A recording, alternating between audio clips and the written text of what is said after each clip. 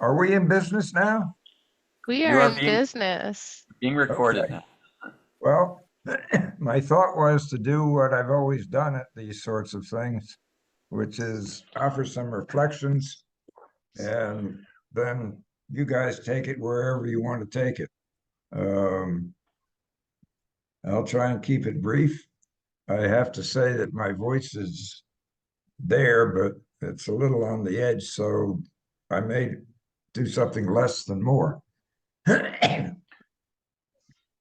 I don't know if you've been watching the weather here in the United States, and probably doesn't make any difference, but we've had three massive storms in a week. I mean, tornadoes, everything. And we're now in the middle of our third one. And in another day, they would say the gods are angry. I'm not sure about the gods, but it's pretty clear that the environment is currently mirroring the spirit and feelings of the time. It's pretty wild. Not that I need to tell you that, but that's what it is.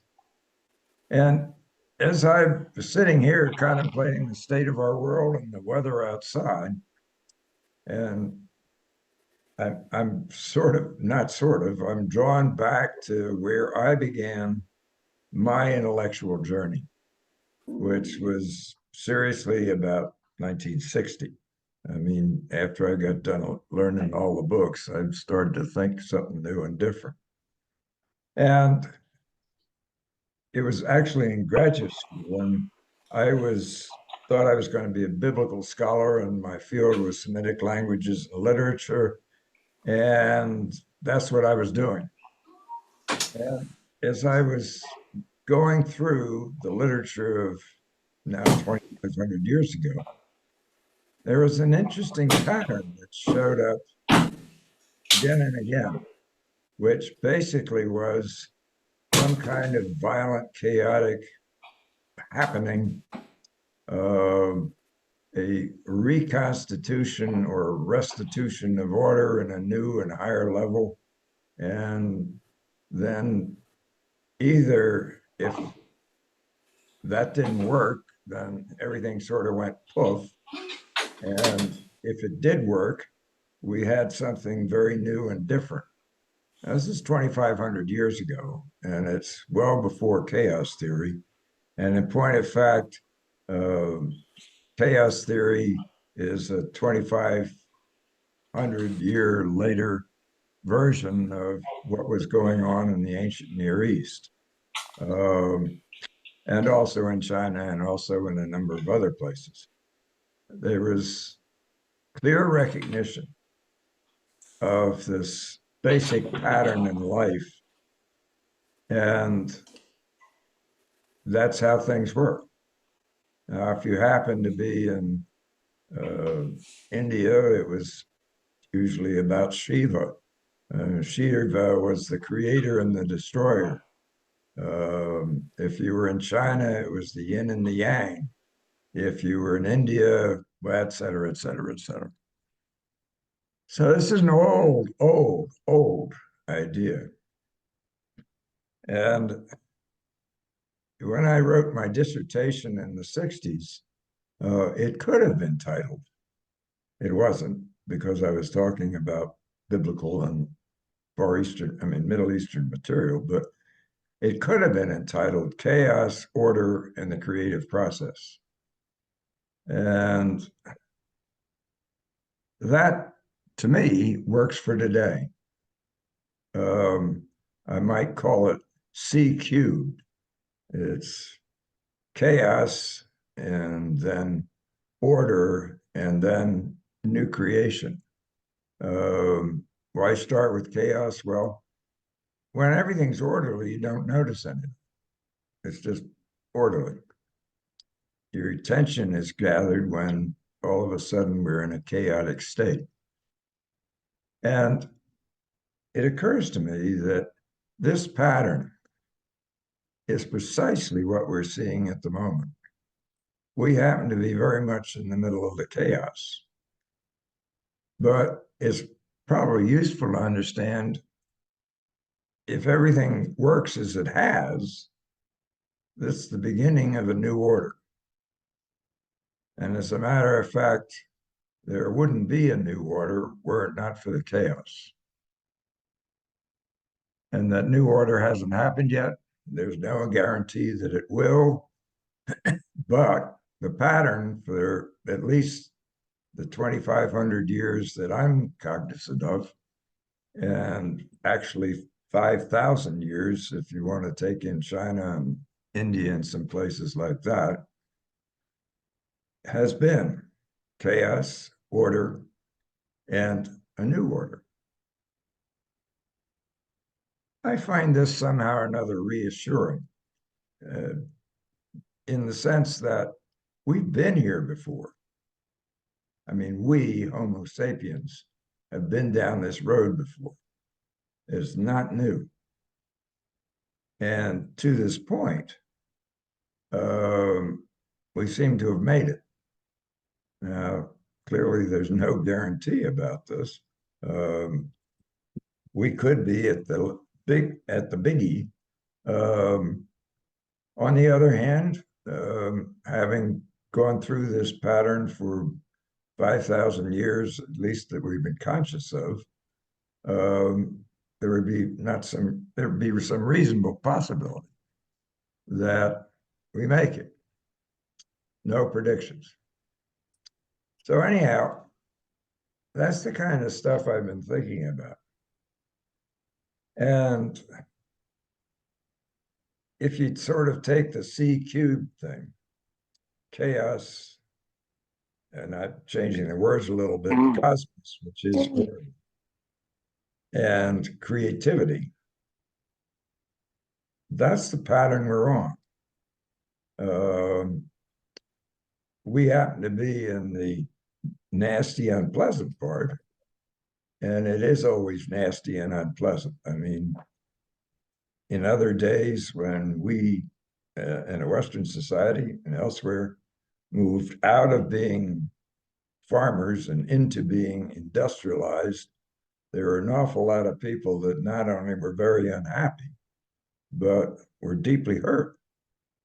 And the same thing happened as we moved out of industrialized into sort of a proactive management kind of thing, and an elevation of the notion that somebody's got to be in charge or in control.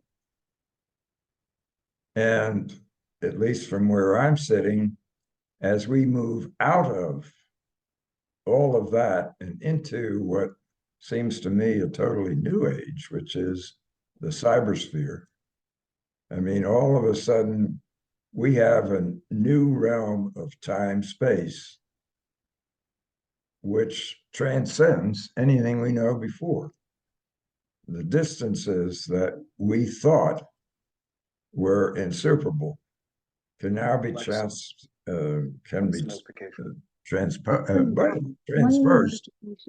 with a couple of mouse clicks. U.S. National Weather Service has issued a coastal flood warning for Look at that. Yeah, okay. I love a little chaos that gets your attention. Where was I? Oh, yes. So this pattern's been here before. I think we can take some comfort in that, even though it's very uncomfortable at the moment if you happen to be almost anywhere in the world. But there is the possibility of moving ahead. Now, how do you do that? Well, at least in my experience, and I suspicion you share this, highly upset people are able to navigate treacherous situations when you open some space. You know, an open space, I'd have to say, was a total mistake. It appeared on the strength of 2 martinis, and it took me 5 years to even recognize that it was useful and important. I'm a slow learner. But for the last 40 years, it has been just an incredible natural laboratory. Nobody in their right mind would have ever suggested doing what we do every time we do an open space. Are you trying to tell me that you can do this without an agenda and somebody in charge, et cetera, et cetera, et cetera? Well, that's been our experience for 40 years. How does that happen? Well, we have been learning that the process behind it was nothing I created. It was basically the process of self-organization, which has been around forever, which is how we happen to have a cosmos and how we happen to have whatever else that's coming. This is not new territory, but it is new to us every time it happens. And it always seems to be shocking. Well, it gets our attention. And after we've been sitting around for thinking that everything was in order and somebody was in charge, it's probably useful to be reminded that the order is temporary and nobody's in charge. And that's not a new age realization. That, I think, is just a common experience, which most of us would rather not have. I mean, it's really very nice when somebody's in charge, because if something's wrong, you can always blame them. And all of a sudden we have a we and them. Well, unfortunately, we are the them and the them is the we. So anyhow, I think we're at this wonderful place. Painful for sure. And in certain parts of the world, exceedingly painful. And you know, it's not just about getting shot. In many ways, getting shot is the least of the problems. It's about the kind of social dissolution that occurs when nobody trusts each other. Oppression does not only occur when you have a Bull Connor or a whatever. Oppression can occur in a corporation. I mean, the truth of the matter is, there are some corporations that, frankly, I think are more oppressive than labor camps. And it wasn't all that long ago, and still exists, where, well, for example, the garment workers and people like that in New York City. But you don't even have to be doing manual labor. It's always been interesting, sad to me, that I spent time in a corporation, and what I often hear is, you know, totally oppressed people. You know, they're afraid to say anything. They're afraid to move, do something new, different, whatever, ask a question. They just want to follow orders and keep their head down. That's not living. That is not living. So anyhow, I take the present moment as being one where our attention is grabbed, and we have an opportunity to engage, as I guess I've said on multiple occasions, in a conversation for 8 billion people. We actually have the technology. And the truth of the matter is, the conversation is already ongoing. It's just a little messy, and could be better done with, well, probably fewer bullets and more words. But the words can be every bit as devastating as the bullets. And words hurt. Words count. Okay, so there's some thoughts. And either we go back and go out, or go wherever you want to. You're on.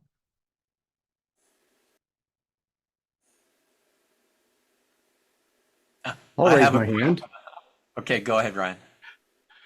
Uh, there's one place in the world now that's hot that you went a few years ago and got folks to shake hands and see eye to eye that they aren't quite seeing eye to eye and talking very much, or whatever talk is happening is talking past one another. And that's an invitation for whoever decides to go there and try and bring wholeness, health, and harmony to the chaos, confusion, and conflict. But me as an individual, I don't know how to do it. What do you say to people like me who have that same question about Israel, Gaza, the Jewish people, the Gazans, the Palestinians, the Hamas, and all those folks who are human beings? You're going to be real surprised. Open some space. I've done multiple open spaces in Israel or in the Middle East, in Palestine and Israel too. And one of them, which involved Israelis and Palestinians, we actually did in Rome because that was the first neutral territory. And what was unique about this was it was 50 Palestinians and Israelis, and they were all the security folks. And I remember walking into the circle or behind the circle while everybody was still talking. And one said to another, this is really weird. We're in business to kill each other. We went through 2 days of massively intense conversations. I mean, people walk, and the nice thing about the law of 2 feet is you don't have to leave. You can just go out and cool off. And if the topic interests you, if the issue interests you, you'll be back. We went through 2 days. And at the end of it, the Israeli who had been part of the organizers of this gathering, who happened to be a senior rabbi from Jerusalem, said that he had invited a friend of his from Rome, who happened to be the grand imam for Italy. There's a very large Islamic community there. And he'd invited him, and would it be all right if he said something to me? And I said, well, yeah, of course, but we were just starting the talking circle. And I said, why don't we wait until we get done that? And then whatever the imam wishes to say it. So anyhow, we did. And we got to the end of it, and the imam stood up. And I don't know how you know, but when you meet somebody of that stature, of whatever faith or persuasion, you really don't have to be told that that's an important person.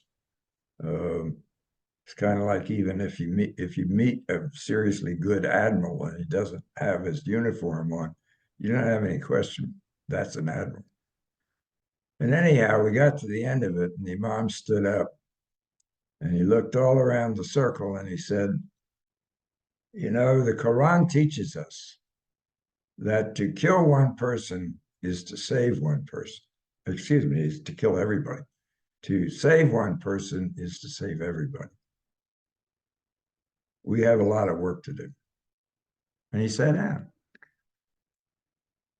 And the next thing that happened absolutely blew me away. And there were other people there who reported the same thing. They were blown away too. Suddenly, everybody stood up. And at this juncture, you couldn't tell Palestinian from Israeli. I mean, it was all mixed up. And in total silence, they just stood there. And the next thing I know, they were holding hands in a circle. And the next thing I know, they were crying and holding each other.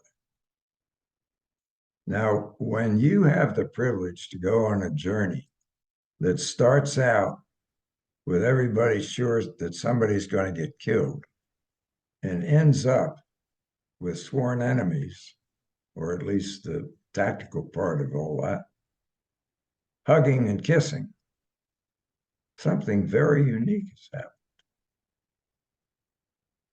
So, and did I do anything? No, I did what all of you do when you do an open space. Absolutely nothing. All I did was invite them to sit in a circle, create a bulletin board, open a marketplace, and go to work.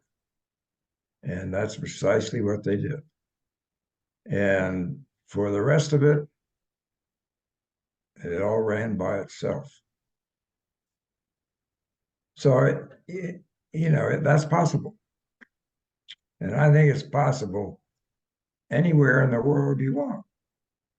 I mean, another story that probably I know I've told some people, but it's about the taxi wars in Zambezi. Zambezi is one of the townships in South Africa. And they were having a difficulty because the taxi drivers were shooting each other for fares, which was messy and didn't help the business. And so somebody said, Harrison, why don't you do an open space there? I mean, I happened to be there working with Bishop Tutu and Nelson Mandela. And I said, are you guys crazy? You think I should stand in the middle of a circle of angry taxi drivers while they're talking about shooting each other? Now, I have a suggestion that when you get a tight situation, good tactics is enlarge the field of operation. So I said, I'll do an open space, but why don't we do it on the economic future of Tembisa? And anybody who cares about that, come. Well, it turned out that, I don't know, 300 people showed up. They were Afrikaners, they were everybody. And sort of the normal things happened. It worked. And I flew back to to Cape Town, went to sleep, got there about 1 in the morning, went to sleep, and the phone rang at 6. And there was this excited voice on the other end saying, it worked, it worked, it worked. I said, excuse me, who are you? Where are you? And what worked? And he said, I was at that meeting in Tembisa. I am a petroleum engineer. I happen to be Black. And I also happen to be the president of the PTA. I mean, they didn't call it that, but that's what it was. That's what we call it. And for a year, I'd been sitting with these people, and they just sat like bumps on a log. They wouldn't do anything. You couldn't get a discussion going. It just wasn't happening.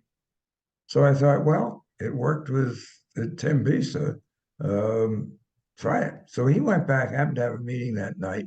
He went back to have the meeting, and he changed all the circle chairs from in rows to a circle. And then he did exactly what I did. Call out the issues, blah, blah, blah, blah. And the whole place came alive. Well, that story I just love because with the exception of the open space we did together, he'd never seen one before. Which tells you something. This ain't rocket science. And it can happen in some of the most curious positions. There's a guy who works for, hey, Funda. There's a guy who works for the UN on I forget the business, but they're the ones that go in when it's really serious. They're not military, they're peacemakers. And for years, he was using open space at the interface between the conflicted groups. And I remember he asked me to come over and do an open space with all his troops who were having their annual meeting in Zurich, I think. And I said, sure. And the topics are wonderful. You know, how do you deal with massive rape? What are the things to say to people who are shooting each other, et cetera, et cetera, et cetera? So the opportunities are there. And it's not all that complicated. And we have 44 years of ongoing experience. And the one thing I think anybody who's been fussing with this for a bit will say, it always works. It always works. And that's not bad.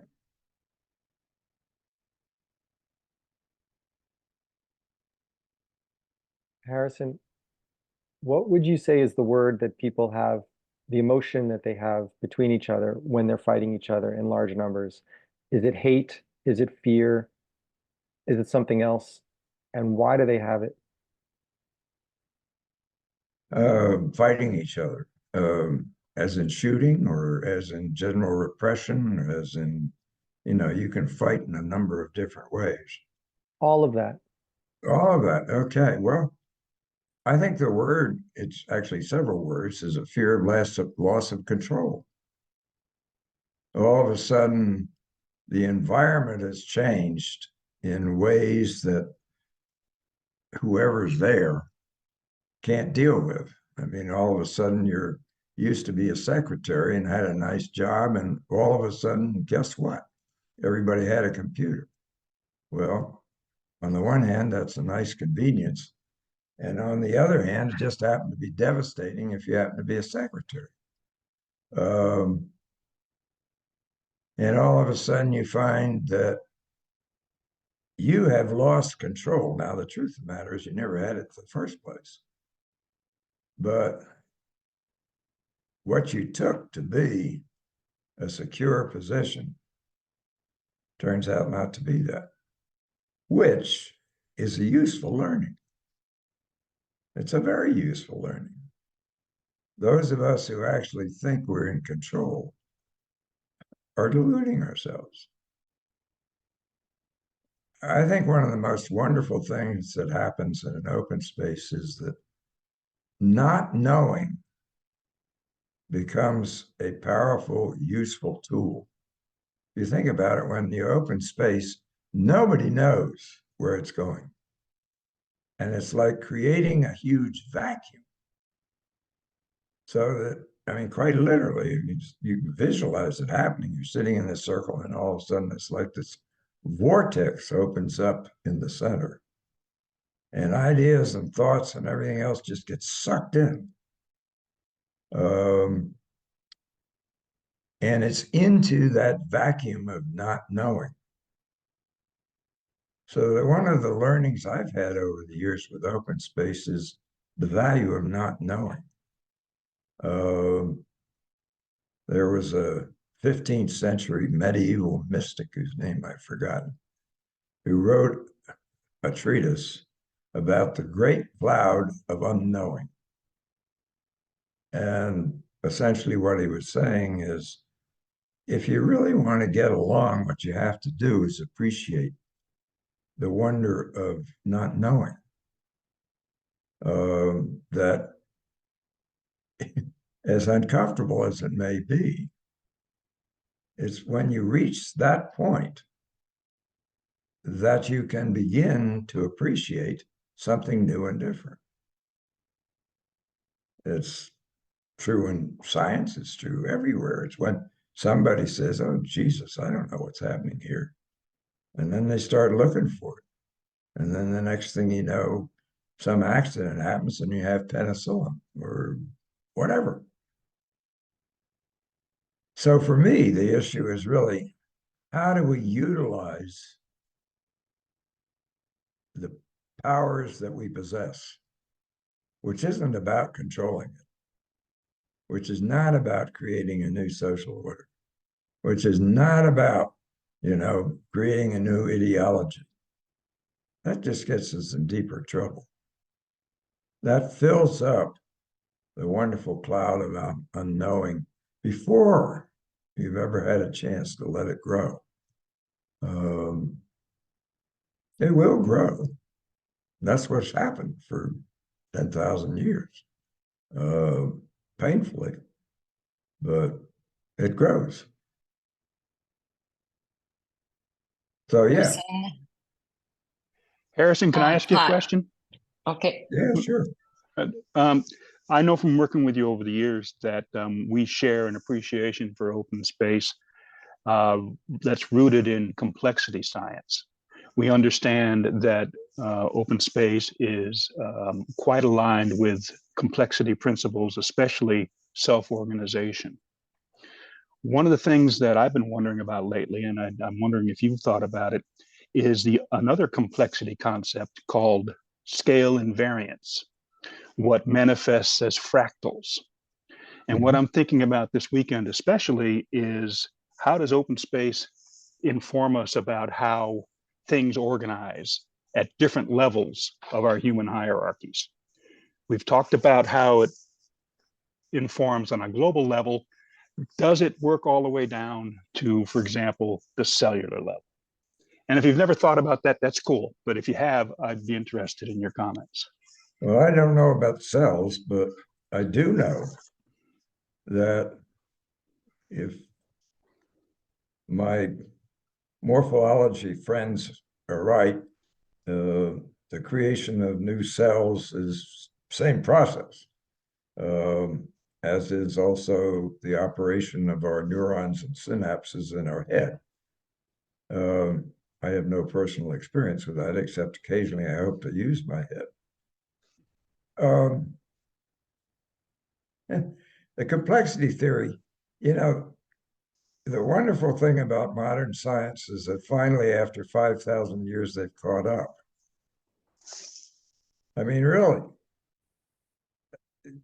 it's nice to have the precise mathematical formulations that are now there. And if you happen to be in that sort of stuff, which I'm not, but I mean, I don't dislike math, but well, I don't really like math, that's the truth. But if you're,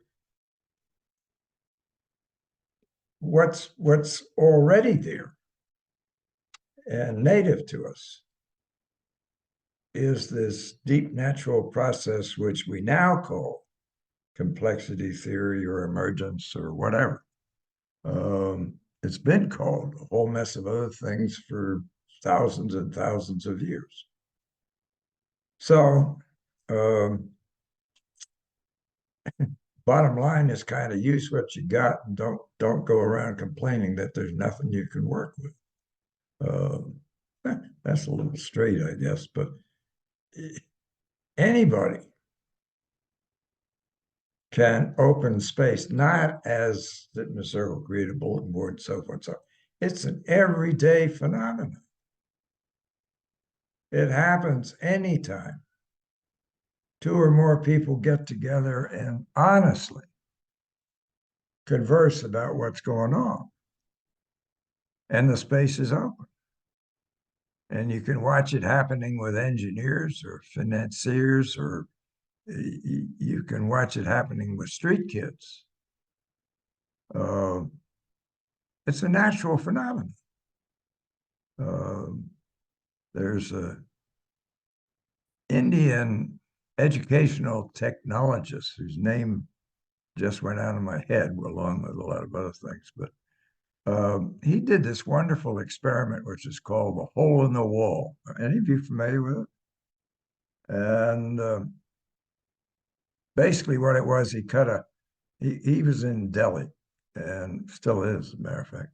And he cut holes in the wall at the eye level of street kids. So not that you could see, but, and then behind each hole, he put a computer with basically not touchscreen, but optical. and turned them on and went back to his office. The amazing thing was that in something like 5 to 6 weeks, these street kids had learned how to run their computers. We adapt.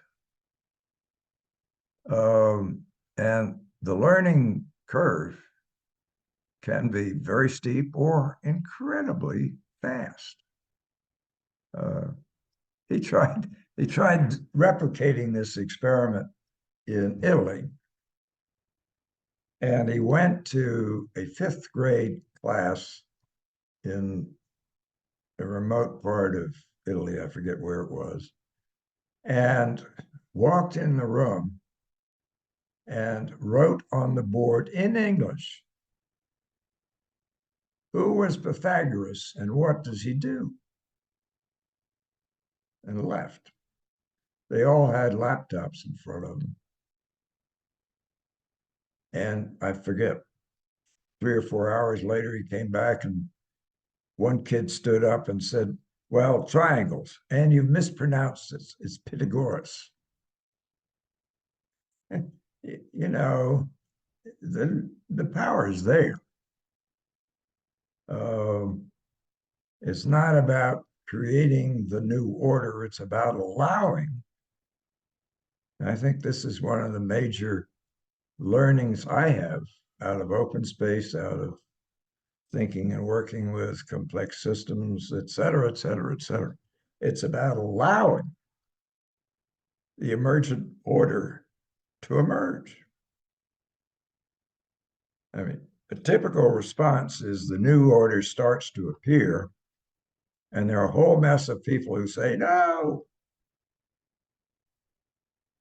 And to use an image that I used, I guess, the last time we met, if really what's going on is a birthing process, that in fact what we're experiencing is new order emerging, otherwise known as new creation being born. Stopping that process in midpoint is abortion, period. And just as dangerous. And furthermore, what it does, whether you're talking abortion in the biological sense or abortion in the idea sense or whatever, what it does is kill people. It deprives people of a new way of thinking and being.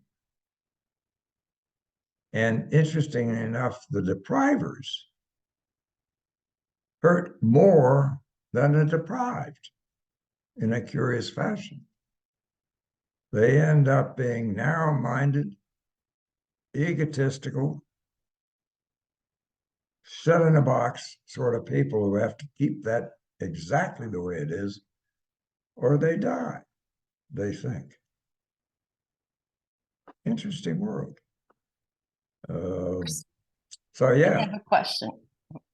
sorry? Were you done here? I didn't want to interrupt you. It's No. Suzanne. Okay. I know, I can see you. Hello.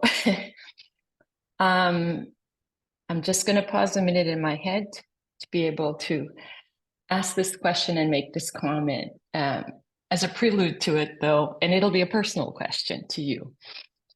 As I've been watching this, I have the screen of little images on the right, and I have you in the center. And I'm going to pick on Audrey. Forgive me, Audrey in Switzerland. As you're speaking, she's nodding her head, she's smiling, she's like, her body language is like Yep. totally engaged.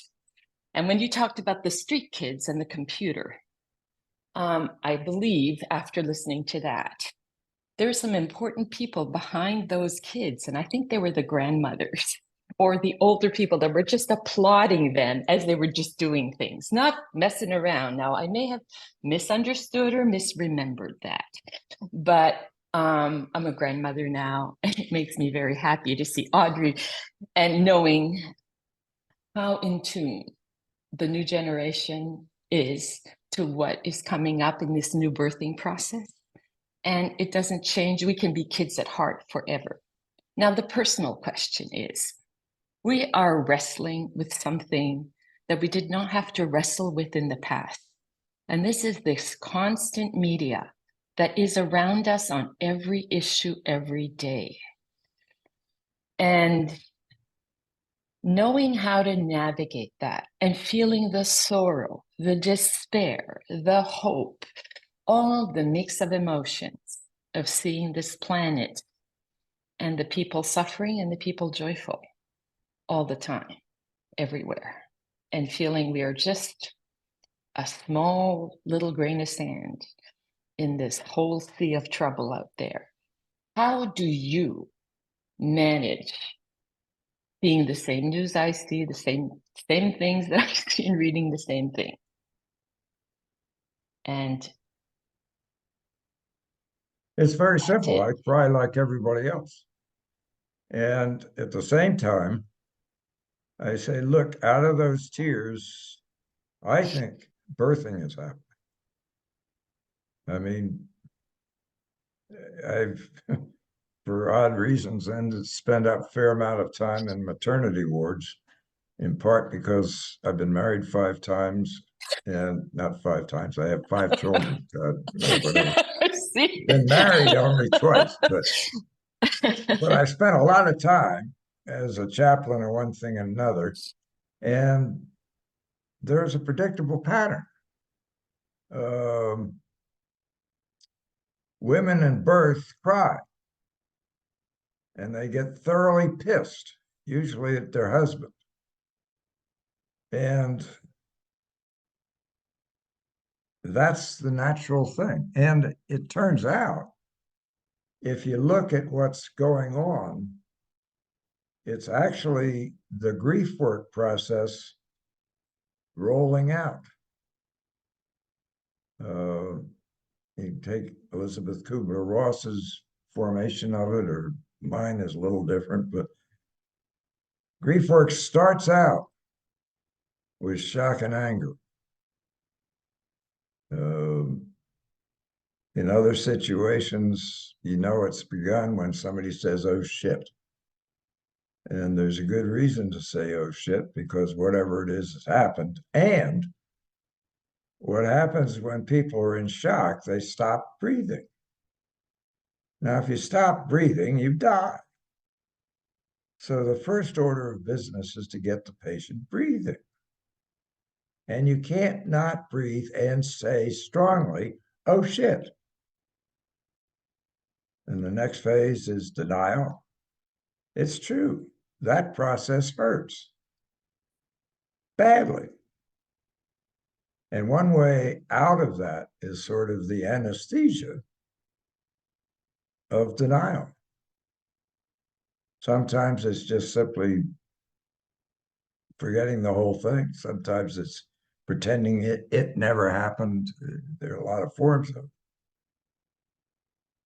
And after a while,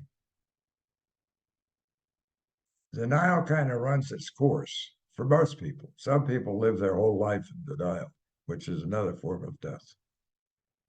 But after a while, and move on into what I call memories.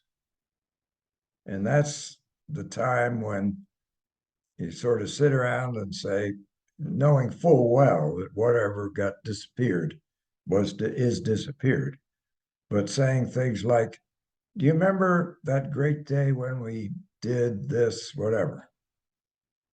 And basically what's going on is assessing the assets prior to moving on. And it's a very useful process. And somebody running into it says, oh, come on, stop talking about the past. Get on with the future. Well, you can't deal with the future until you've dealt with the past. It's that simple. And then there comes a moment which I called, way before I ever did open space technology, open space. It's that incredible moment when there's nothing there. I mean, quite literally. all the structures of your reality and so forth and so on have just disappeared. And you suddenly find yourself alone in the most cosmic sense of that. It's not just being physically alone, it's being bereft of supporting things. And that moment is clarifying, because very often, for the first time in your life, you're not trying to do or be something. You know full well you can't. And so out of that moment comes the possibility that you're going to move on. And I find that moving on is usually occasioned by some friend or incident or whatever saying, what are you going to do with the rest of your life? Which reminds you that you probably do have the rest of your life. And then all of a sudden, you know that process is working well when the words shift to, I wonder if. I wonder if I could have a new life partner. I wonder if I could have a new country. I wonder if. And the magic of that is that when you combine wonder with imagination, what you get is vision. You get a spark that can ignite your soul. And not incidentally, it can ignite and galvanize other people.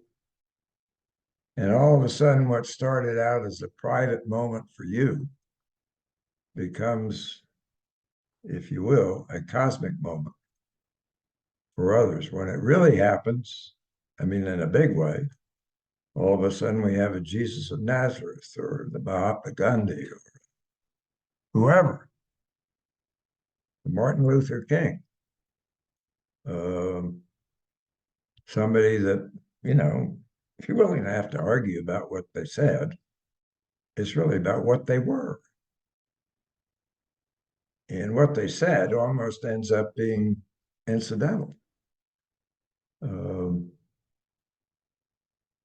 I sort of went on, I guess, but I think we have that's the positive aspect of the present moment.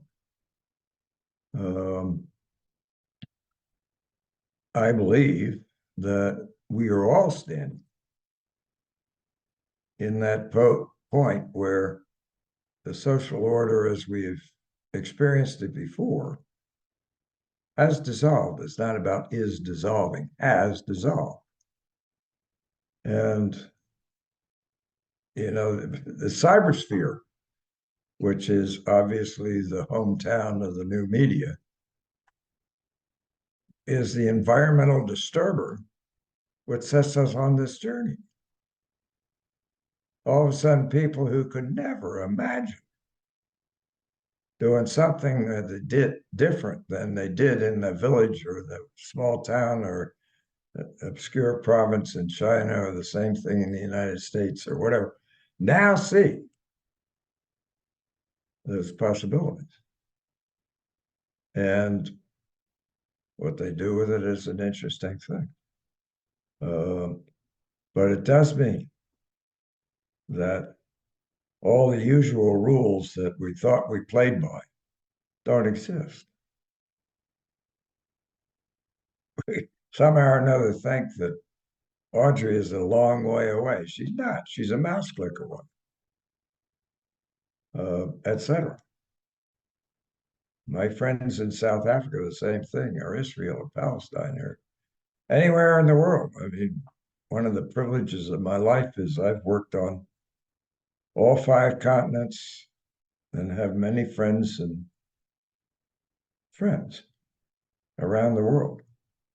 And we stay in contact, and you're some of them. But there isn't a large city or even a small village somewhere on this planet that I don't know somebody. I don't know if you can see over my head, but there's 2 pictures up there. One is of a very old African, in this case Liberian, actually Beli person, and the other is of a boy. Now, those are pictures I shot 70 years ago, and I made them and printed them with great love. The lady is the old Mazo. That's the chief medicine lady for that particular village, which is called Balama. And the boy is the chief's youngest son. Now, how many children he had, I can't even begin to estimate. He had 5 wives. And, well, you know, things happen.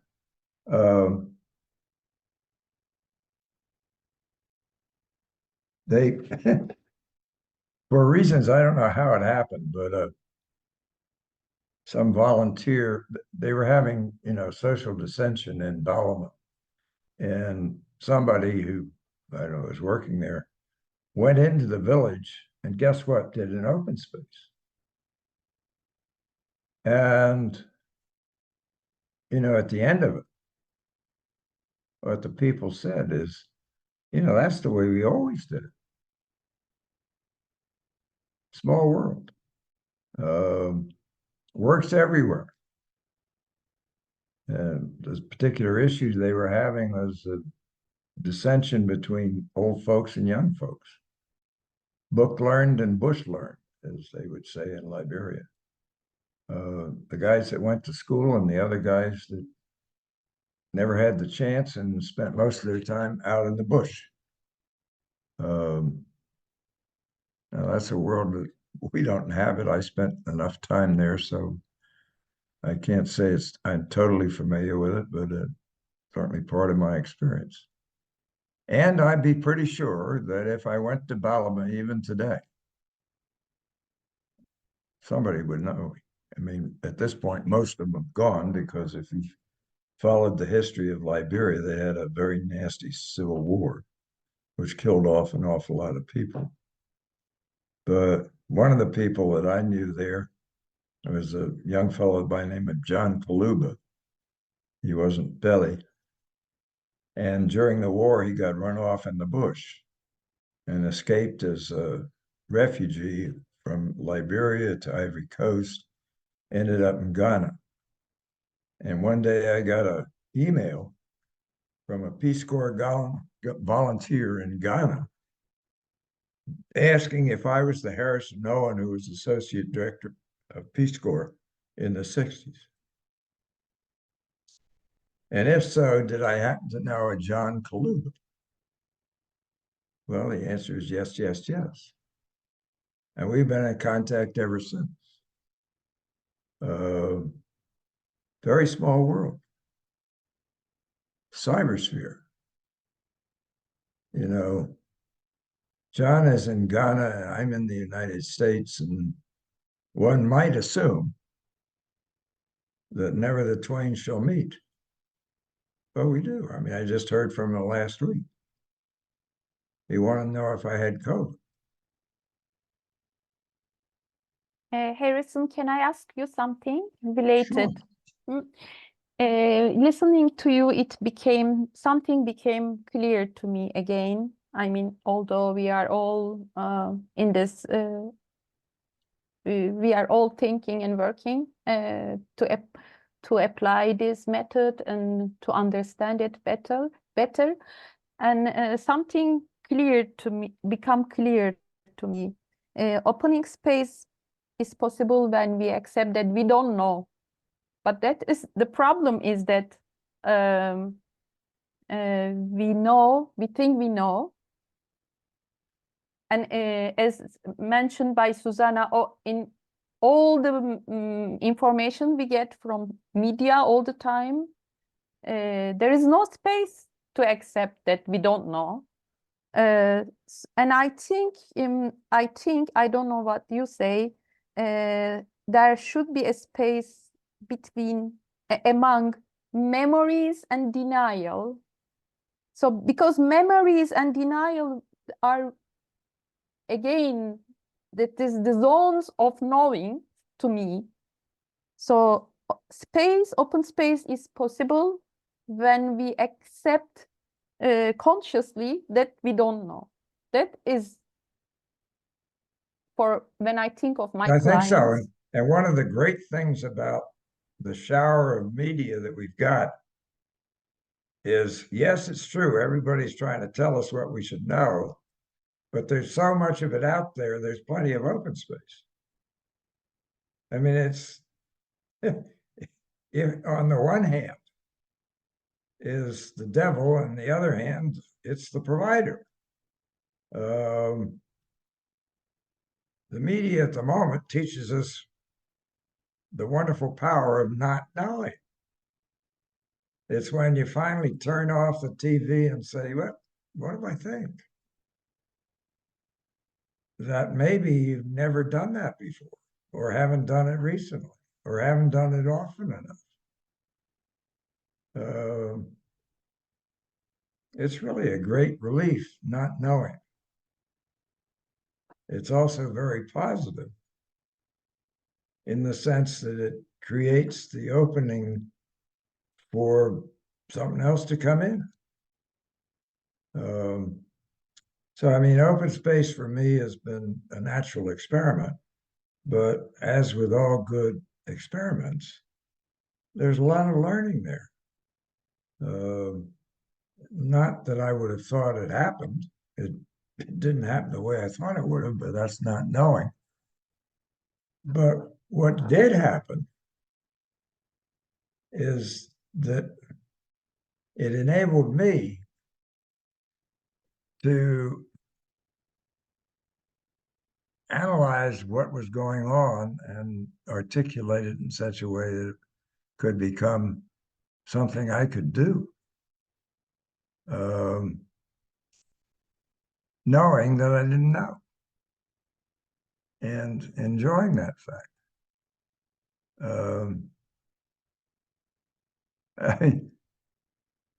I can't tell you, certainly in the last 40 or 50 years of my life, I don't know how many open spaces I've done. And in most cases, I was working with a group of people I couldn't understand a word. I couldn't understand a single thing.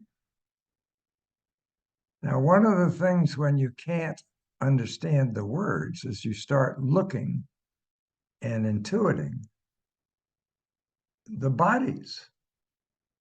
I don't know who it was that said it, but they said, and I don't know how you'd prove it, that 95% of all useful communication is nonverbal. I think that's probably low, but whatever, it's true. I mean, in all the instances of opening space or working with populations, forget about opening space, I've done a lot of other things. In multiple places around the world, I've never felt a stranger, that I was treated as a stranger. I always felt included. I always walked away with a warm sense of participation. Even in odd things like the situation in Rome. I mean, I'm neither Palestinian nor Israeli. It happens that I can get along in Hebrew, but I can't do very well in Arabic. But needless to say, when everybody's talking all those languages at once, you can't understand any of it. And besides that, there's being a multinational group in many ways, or being educated elsewhere. It's not just Arabic and Hebrew. It's also a fair amount of German, French, God knows what else. And it's all happening all at once. You would think that I would feel a stranger in that. I mean, sort of. And I never did. I mean, when people got right down and dirty, which they did, I cried. And when they talked about the sufferings that they'd been through, I cried too. And when they talked about experiencing moments of peace and reconciliation, which curiously enough, that's where the Middle East is not more complex than anybody believes. There are marvelous bonds between Palestinians and Israelis, deep, affectionate bonds. One of my two favorite people, one's an Israeli and one's a Palestinian. There were two ladies that started the Women in Black, and it sort of went around, goes around the world. And one was Palestinian and Israeli. And every Saturday, these two women would show up on a square in downtown Jerusalem and really not do anything, just be there. And people would come up. And I remember one wonderful day when I was down there just sort of hanging out. And this guy from Brooklyn, who actually couldn't speak any Hebrew, came up and was berating the Palestinians for all the terrible things they did. I mean, really, literally. And then a member of the Israeli forces in the north of Israel stood up to him and said, "You're being disrespectful, go home. You can't even speak Hebrew." Now, that was great. I mean, it was absolutely wonderful.